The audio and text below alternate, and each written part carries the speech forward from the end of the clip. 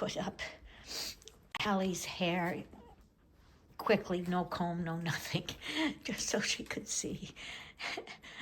But we'll comb her out later on today. I've got other dogs that I have to comb out. I have a dog that comes every once in a while for me to comb out. So every couple of weeks. And I got to do her, and I got to do Logan and Panda before they go home tonight. So I've got some comb outs to do today. Tomorrow we have the vet that's coming to the house first thing in the morning, and I will try to take pictures of that. It's going to be an event-filled time. They get a microchip, which usually hurts, and their vaccine and a checkup, and they're gonna get their deworming, I think after your visit, because I don't want them to have loose stools. The deworming medication, which is important for me to do because they've been outside.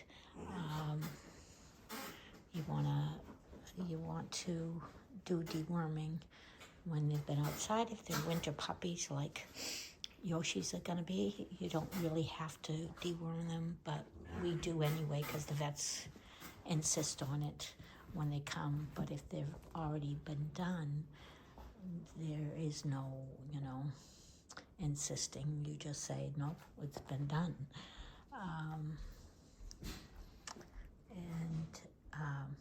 With rabbits in our yard and squirrels, like everybody does, you can get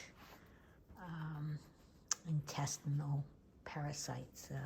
They all carry a load, but when it gets overwhelming because they've gotten into rabbit pellets or something like that.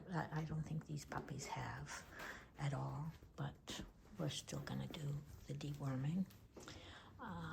We've already had one, and it's the only thing that has made them really loose.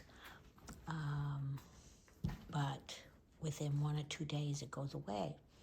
Now, if they're due actually on Friday, but if I do it on Friday and you're here for the visit, then you're gonna have to deal with all that, and you don't wanna deal with that. So I'm gonna do it Sunday after that visit, right after they're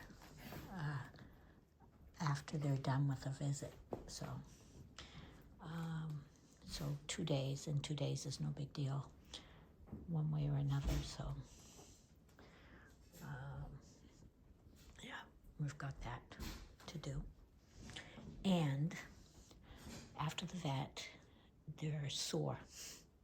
That also creates a little bit of loose stool, but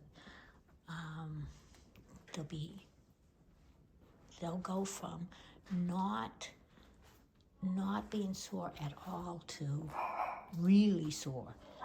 And it depends on how it's injected, if the puppy moves, if it's, like you can't gauge. So we're doing it 2 days ahead of time. This way they have time to not be sore, which I don't want them wincing when you hold them or anything else like that. And they can, if they've moved while they're injecting the microchip or something like that, it's like if you had a shot and you get like a reaction to it or something. That's what can happen. But we've had litters that have had absolutely no reaction at all. So we can't tell. We can't tell if it's gonna happen that way or not happen that way. So we make decisions based on that is going to happen. And this way, we give them enough time to recover. As they get larger and things like that, and they get their vaccines, they're not going to have a reaction. So it's mostly based on if you ever had like a COVID shot at a pharmacy and the person isn't used to giving shots and you end up really sore in your arm. Well, that's the same way for the puppies.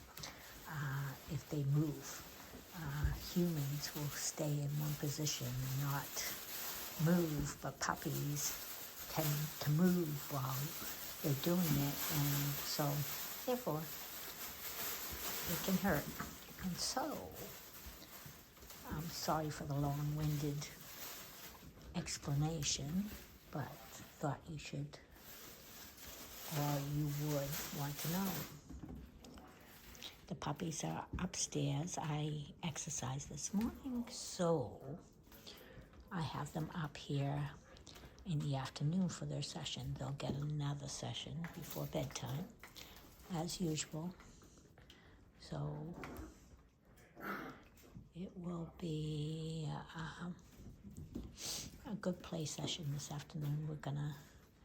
I usually extend the time until they're really falling asleep, and then we take them downstairs, or Dennis takes them downstairs. I put them in the bag, and as they are getting heavier now, we'll find out how much they weigh. Oh yeah, that's another thing. The vet will weigh them. Well, we help with that, and it will be noted on their chart. They're going to have a chart with what they got and their deworming and their shots and microchip number and all that.